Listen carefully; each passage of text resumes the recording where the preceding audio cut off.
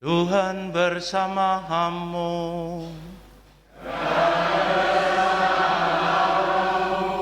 Inilah Injil suci menurut Yohanes.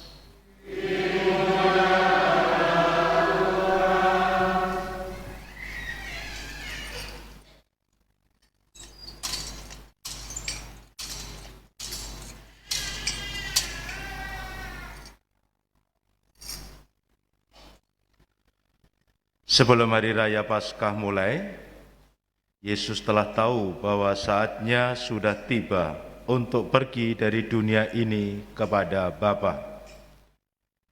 Sebagaimana Ia senantiasa mengasihi murid-muridnya, demikianlah sekarang Ia mengasihi mereka sampai saat terakhir. Ketika mereka sedang makan bersama, iblis telah membisikkan dalam hati Yudas Iskariot, anak Simon, rencana untuk mengkhianati Yesus.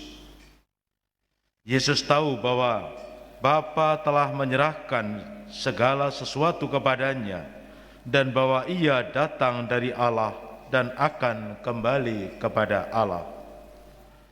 Lalu bangunlah Yesus dan menanggalkan pakaiannya. Ia mengambil selai kain lenan dan mengikatkannya pada pinggangnya. Kemudian ia menuangkan air ke dalam sebuah baskom dan mulai membasuh kaki murid-muridnya, lalu menyekanya dengan kain yang terikat pada pinggangnya itu. Lalu sampailah ia kepada Simon Petrus. Kata Petrus kepadanya, "Tuhan, Engkau hendak membasuh kakiku?" Jawab Yesus kepadanya, "Apa yang aku lakukan engkau tidak mengerti sekarang, tetapi engkau akan memahaminya kelak." Kata Petrus kepadanya, "Selama-lamanya engkau tidak akan membasuh kakiku." Jawab Yesus, "Jika aku tidak membasuh engkau, engkau tidak mendapat bagian dalam aku." Kata Simon Petrus kepadanya, "Tuhan, jangan hanya kakiku saja, tetapi juga tangan dan kepalaku." Kata Yesus kepadanya, "Siapa saja yang telah mandi, ia tidak usah membasuh diri lagi selain membasuh kakinya, karena ia sudah bersih seluruhnya. Kamu pun sudah bersih, hanya tidak semua." Yesus tahu siapa yang akan menyerahkan Dia, karena itu Ia berkata, "Tidak semua kamu bersih." Sesudah membasuh kaki mereka, Yesus mengenakan pakaiannya dan kembali ke tempatnya. Lalu Ia berkata kepada mereka, "Mengertikah kamu apa yang telah aku lakukan kepadamu? Kamu menyebut aku guru dan Tuhan, dan katamu itu tepat, sebab memang akulah guru dan Tuhan. Jadi jika aku Tuhan dan gurumu membasuh kakimu, maka kamu pun wajib saling membasuh kaki. Sebab aku telah memberikan suatu teladan kepadamu, supaya kamu juga melakukan seperti yang telah aku lakukan kepadamu." Demikianlah Injil Tuhan.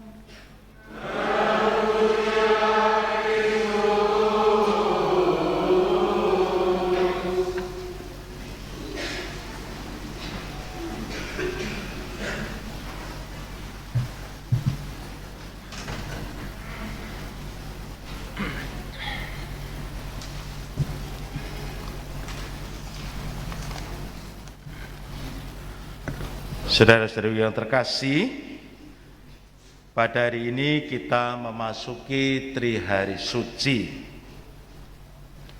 Trihari Suci dimulai dengan hari peringatan perjamuan Tuhan, hari Kamis Putih, yang akan nanti berakhir sampai pada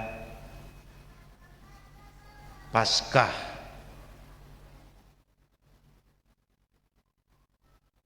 Pada saat ini kita mengenangkan perjamuan malam terakhir Yesus bersama murid-muridnya. Sebenarnya kalau kita boleh menyimak Apa yang dilakukan Yesus pada malam yang kita kenangkan malam ini bukanlah sesuatu yang sama sekali baru. Karena apa? Karena sebenarnya perjamuan ini sudah dilakukan oleh orang Yahudi pada umumnya. Hari Minggu kemarin saya mengatakan Yesus itu agamanya apa? Bukan Kristen. Yesus itu agamanya Yahudi. Jadi agama Yesus bukan Kristen. Ya, sekali lagi saya ingatkan, agama Yesus apa? Yahudi, bukan Kristen.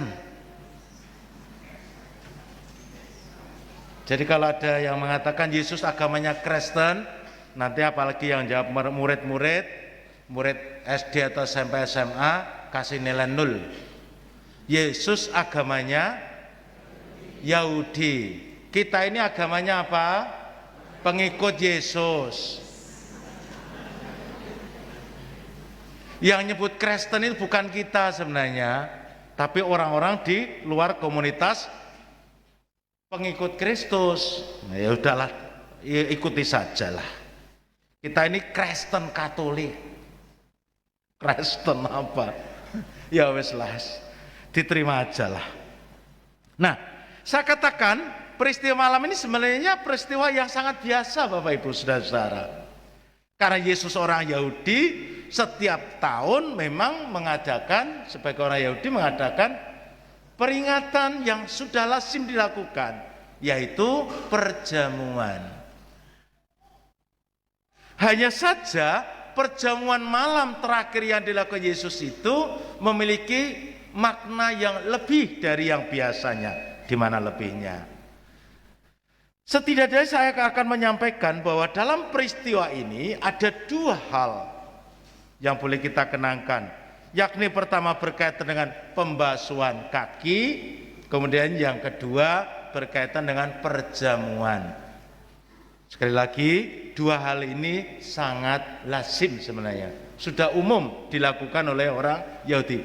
Tapi baik kita mau melihat secara lebih dalam tentang dua hal ini. Yang pertama berkaitan dengan pembasuhan.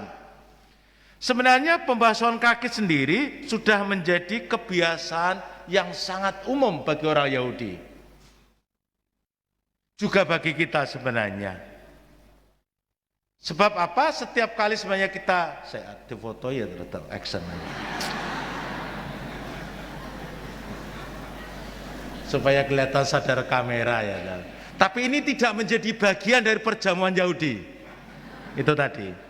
Ini perjamuannya Komsos itu. Jadi pembasuhan kaki itu juga merupakan peristiwa biasa ketika orang mau melakukan perjamuan. Ini layak sebenarnya, dan ini tanpa sadar juga menjadi kebiasaan kita. Misalnya setelah kita entah menyapu, entah ngepel, bongkar tanaman, masak, biasanya sebelum ikut makan bersama perjamuan minimal mesti juga melakukan pembersihan diri. Mbuh itu hanya sekedar cuci tangan, atau mungkin juga ada yang mandi, ada yang luluran juga.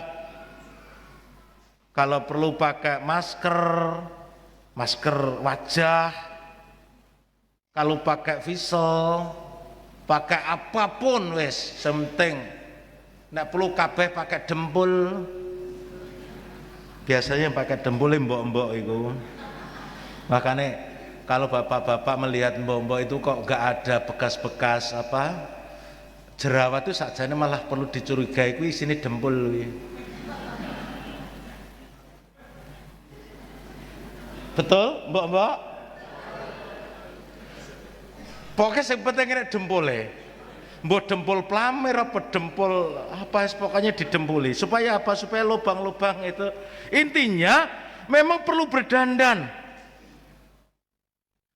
Pembersihan, pembasuhan kaki sudah biasa juga dilakukan oleh orang Yahudi sebenarnya Bapak Ibu Saudara-saudara. Sebelum melakukan perjamuan bersama, bahkan itu hukumnya wajib. Jadi orang Yahudi itu kalau pergi ke misalnya ke pasar atau ke ladang atau kemana, tidak akan makan dan tidak akan minum sebelum membersihkan diri. Kalau bagi kita hukumnya bukan wajib, sunnah. Nah yang sunnah ini yang biasa kita lakukan. Ambok Pak Sigit ini misalnya pergi dari sawah, tangannya geluprut ya ngerti itu teko ngomah enek gedang goreng ya celemut. Jenengan jadi rasul ta? Nggih. Rasul. Mewakili rasul sinten?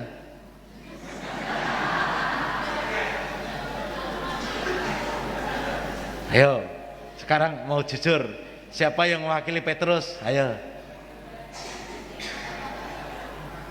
Ayo pilih urut. Saka ngarep teko kono kok keri dhewe sapa sing dipilih? Urute ngene tapi. Engko ora Pak Sigit tak dadi Yudas.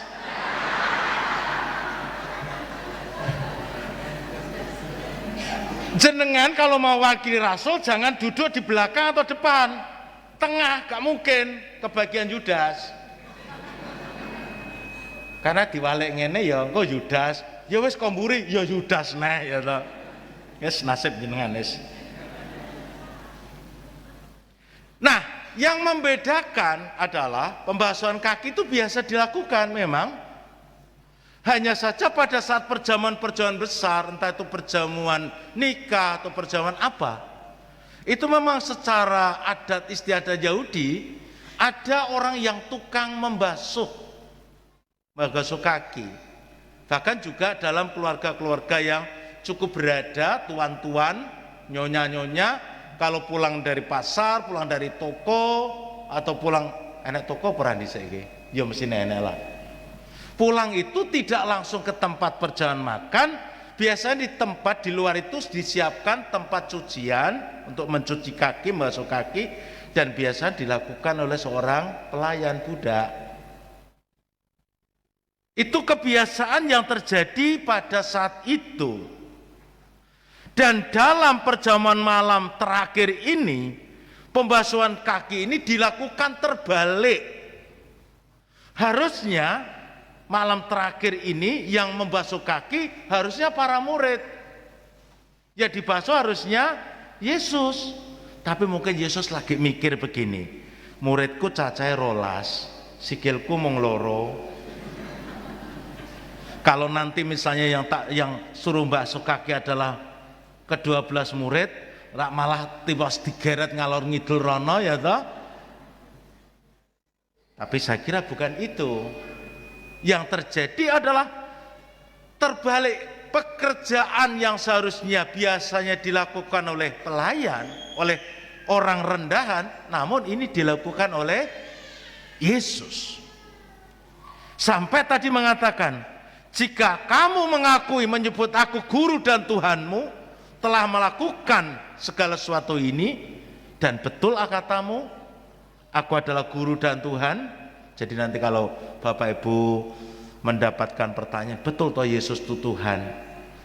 Setidaknya malam ini kita diyakinkan. Di mana Yesus mengatakan dirinya Tuhan? Lah ini, jika engkau menyebut aku guru dan Tuhan, dan betul katamu, jadi nggak perlu ragu-ragu lagi bahwa Yesus tuh Tuhan gitu loh. Tapi jangan dibalik, kecepatan jadi terbalik, jadi hantu nanti. Nah, setidaknya kita bisa melihat sebagai guru, Yesus sadar diri betul apa yang harus dilakukan. Membasuh kaki para murid bukan keterpaksaan, tapi membasuh kaki para murid merupakan bagian dari proses kesadaran dirinya bahwa dia harus menyempurnakan semuanya.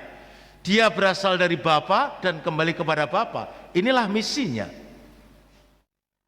Dan ini menjadi proses yang tidak boleh ditinggalkan. Dia sadar datang dari Allah dan akan kembali kepada Allah. Itu yang dikatakan dalam ayat 3 tadi. Karena itu, berkat tindakan ini, para murid menjadi lebih mengenali Yesus yang sesungguhnya. Yaitu yang ilahi yang telah bersama dengan mereka ini. Karena tidak mungkin dilakukan oleh orang biasa. Pekerjaan ini tidak mungkin dilakukan oleh seorang yang dikatakan besar dan itu melakukan sesuatu itu kalau yang besar ini adalah manusia biasa. Itu yang dimaksudkan. Justru para murid makin sadar, iya, nggak mungkin Yesus ini adalah manusia biasa. Kalau manusia biasa tidak akan mungkin terjadi. Karena ini ironis gitu, tidak sesuai dengan kebiasaan, tidak sesuai dengan arus yang terjadi. Maka tindakan yang dilakukan Yesus ini justru menjadikan sesuatu peristiwa di mana para murid juga ikut sadar betul bahwa ini bukan orang sekedarnya. Ada yang menarik dalam peristiwa pembasuhan kaki ini, yakni sikap Petrus yang spontanitas, yang luar biasa. Ketika mau dibasuh, reaksi spontan apa? Engkau mau membasuh kakiku? Sekali-kali tidak. No, enggak. Iki sifatnya Petrus. Mudah-mudahan nanti ketika ada dramatisasi untuk pembasuhan kaki, ada yang teriak, Romo mau membasuh kakiku? Ya, jangan.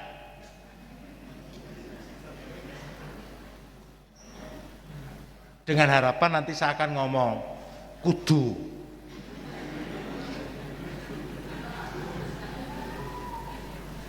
Kira-kira nek tenan yo ora gelem yo wis ngaliyo tak genteni yang liyane ya itu.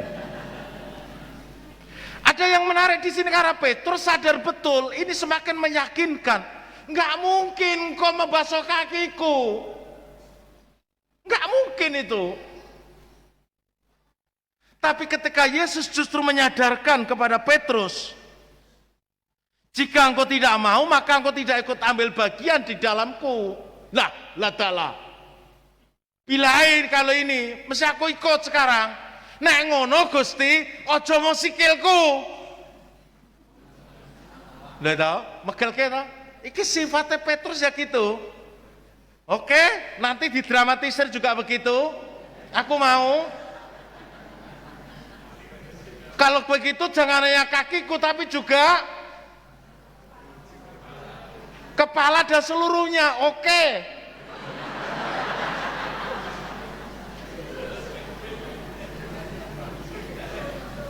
Tapi konsekuensinya nanti sing jadi Petrus pilihan ke depan menjadi anggota Dewan Pastoral Paroki.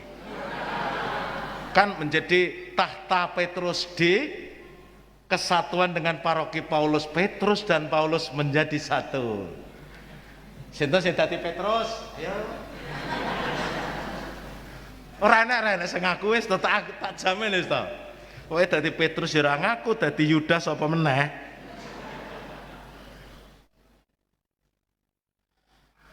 Perkataan Yesus ketika menyampaikan kepada Petrus engkau tidak ikut ambil bagian di dalamku menunjukkan bahwa Yesus sendiri melalui peristiwa ini ingin menyampaikan sesuatu yang sangat agung, yakni rahmat pelayanan. Perkataan Yesus juga menunjukkan bahwa Yesus ingin berbagi rahmat kepada muridnya, tak terkecuali kepada Yudas. Jadi Bapak Ibu, peristiwa Yudas pergi itu setelah pembasuhan kaki. Ada yang ngomong, Yudas itu perginya sebelum pembasuhan atau sesudah Romo? Ya sesudah lah. Jadi ya ikut dibasuh. Ikut. Bukan hanya ikut dibasuh. Ya melok mangan barang. Inilah sebenarnya satu hal yang perlu kita refleksikan nanti. Nanti aja. Atau perlu besok. Jadi Yudas pun yang mengkhianati Yesus juga ikut. Maka Yesus mengatakan, kamu sudah bersih, tetapi tidak semuanya. Ini yang menarik. Kamu sudah bersih, namun tidak semuanya.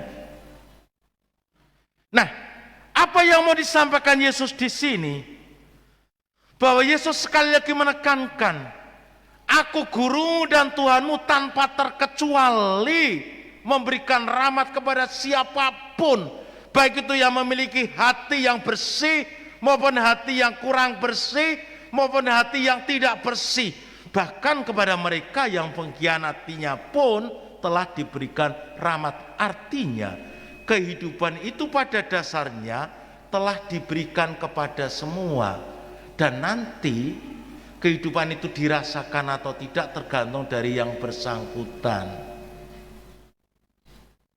Bapak Ibu Saudara yang terkasih, Yesus telah memberi contoh kepada kita bagaimana yang selama ini menjadi pelayan itu harus melayani. Ya, di saat kita mempunyai posisi, jabatan, kedudukan, dan lain sebagainya, kita juga bisa menghargai, menghormati kepada mereka yang kurang beruntung. Karena mereka pun sebenarnya juga memiliki hak yang sama untuk mengalami kehidupan, untuk menikmati kehidupan. Makna Yesus membasuh kaki adalah kita sebenarnya diundang untuk memahami Yesus yang sedang membasuh hati kita, membasuh pikiran kita. Karena Yesus ingin menyadarkan bahwa sebenarnya yang paling tidak bersih itu adalah hati dan pikiran kita. Dan itu dilambangkan dengan posisi rendah, yakni kaki. Maka kenapa membasuh kaki? Karena justru Yesus ingin mengangkat yang dibersihkan adalah yang paling rendah, harga diri yang paling jatuh pertama-tama, karena manusia diliputi, dikuasai oleh kekuatan dosa, yakni dari hati dan pikiran. Hati kita dibasuh oleh air kasih Allah. Air membersihkan hati kita dari perasaan yang jauh dari cinta Allah. Air yang Yesus berikan kepada para murid hendak membasuh rasa iri hati, dengki, kebencian, dan dendam. Kita menjadi memiliki hati yang mengasihi Allah, mengasihi sesama. Itu yang sebenarnya mau Yesus tekankan. Maka jika engkau menyebut aku guru dan Tuhanmu, telah membasuh kakimu, membersihkan hati dan pikiranmu, maka hendaklah kamu pun saling membersihkan satu sama lain. Artinya menjaga agar teman-teman sesama saudara kita tidak jauh berbuat dosa. Karena apa Bapak Ibu Saudara terkasih? Kita ini seringkali jatuh pada dosa itu justru karena situasi. Tanpa sadar kita membiarkan orang berbuat dosa justru. Maka dari itu inilah yang harus dibersihkan oleh Yesus. Sebenarnya kita tidak apa-apa, tapi karena diapa-apain ya sudah, timbange. Ora apa-apa kok diarani apa-apa, ya wis tak apa-apa pisan. Kan seringkali seperti itu. Wah aku ora apa-apa kok diarani, ya wis. Wah aku ora nyolong pelem lho, dilone-nyolong tak colong pisan. Atau juga seringkali membiarkan orang lain mempunyai kesempatan berbuat dosa. Wis ngerti kene kira ndek duit, malah digarai dompet enek duwite dik etek-eteke ning dhuwure, Bu. Diindip tapi. Ya kanggo mesti njukuk. Njukuk tenan. Bare dijukuk, dijukuk tenan. Lah sangkon sapa? Kan gitu. Maka dari itu, ini yang harus kita bersihkan. Hal yang kedua, lho kok wis jam 8 kurang seperempat. Atau yang kedua, renungannya tahun depan aja ya. Lah wis jam 8 kurang seperempat ya? Hah? Nanggung piye? Cek separuh halaman nih.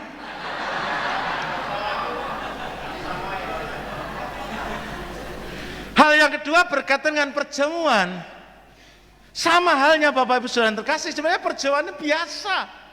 Tapi Yesus memberikan makna yang sangat mendalam.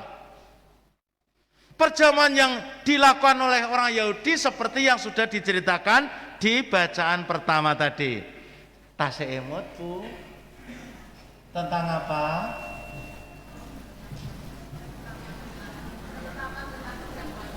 Jaman Paskah syaratnya napa mawon? Hah? Syaratnya napa mawon kau wau? Leh mangan kudu ngadeg. Nggih napa mboten? Nek mangan cepet-cepet. Nggih ta, sing dipangan napa? Sayur pahit terus lawe napa? Lawe apa jenenge gule nek kene ngarane apa? Hah? Wedhus. Syaratnya itu wedhusnya pun juga harus lanang. Nyapa kok kudu lanang? Itu lambang anak domba Paskah yang menyelamatkan. Lanang, cek empuk ya ta, nek perlu sak balung-balungnya dipangan. Karena apa? Karena yang makan juga tua-tua. Kalau yang tua-tua kalau balung kan nggak tedas. Maka harus yang muda, kambing jantan. Domba jantan yang muda berumur di bawah. Wis pokoknya sate cempe kayak. Nek sate cempe Pak Benu jek tedas. Enggak tahu kalau yang punya cempe Pak Benu tedas atau enggak. Guyon Pak Benu, mungkin jenengan sakit hati. Dan lambang semua itu harus pakai tongkat. Kenapa? Kamu meskipun makan harus siap segera pergi, bekerja, siap dilayani, siap melakukan karya-karya. Ojo mangan tok rek, mangan ya mangan tapi ya kudu nggo nyambut gawe. Makane mangan tok ora nyambut gawe dadi kaya aku. Sine mung nglemokke awak. Oke, dilanjut. Pak Yanto terus mirsane aku ya, sungkan aku. Nah, terus malah didrami pisan. Nah, tetapi Yesus mau menunjukkan hal yang baru. Perjamuan dilakukan, kurang lebih urut-urutannya juga sama. Tetapi yang membedakan adalah dari apa yang dipersembahkan. Memang Yesus mempersembahkan roti tak beragi dan mempersembahkan anggur, tapi itu semua menjadi lambang dirinya. Maka tadi dalam bacaan yang kedua Rasul Paulus menegaskan, ia memecah-mecahkan roti itu seraya berkata. Jadi itu bukan roti Bapak Ibu, bukan roti biasa, tapi itu ingin menyatakan dirinya, dan Yesus bersedia menyatakan dirinya dalam roti itu.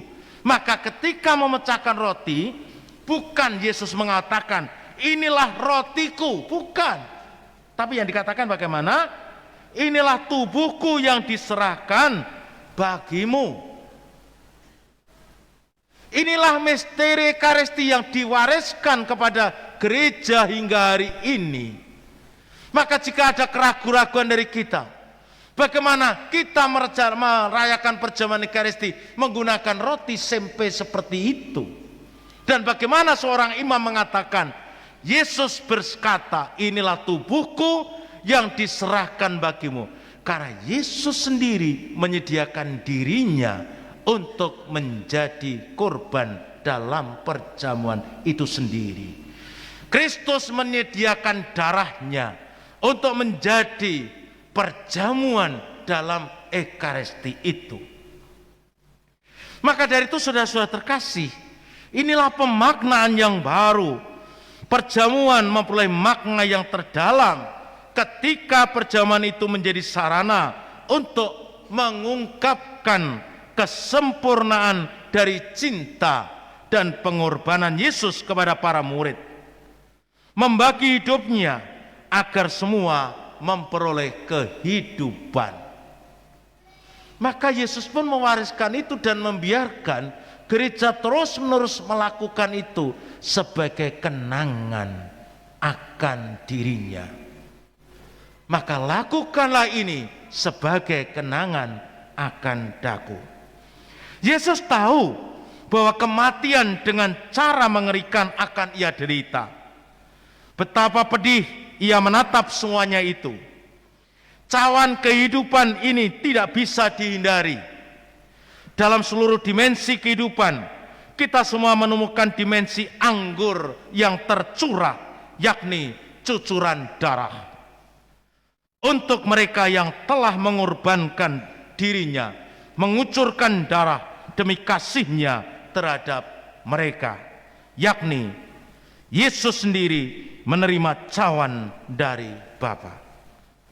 Saudara-saudara terkasih, meski berat, Yesus menyatakan ya untuk menerima cawan itu. Kemudian kita disadarkan bahwa kehidupan kita terus berlangsung berkat tetesan darah yang tercurah dari setiap orang yang Tuhan gunakan untuk mengalirkan kehidupannya. Kehidupan ini berjalan karena ditopang oleh cucuran darah dari orang-orang kecil yang dijadikan Allah sebagai perpanjangan tangannya untuk mengalirkan kehidupan secara terus-menerus kepada kita. Dalam hidangan makan yang kita santap, ada tetesan keringat dari berbagai pihak, dari para petani, dari para peternak, daripada pengolah, dan lain sebagainya, dan siapapun yang menghadirkan diri demi kehidupan itu. Inilah ekaristi yang sesungguhnya dalam kehidupan.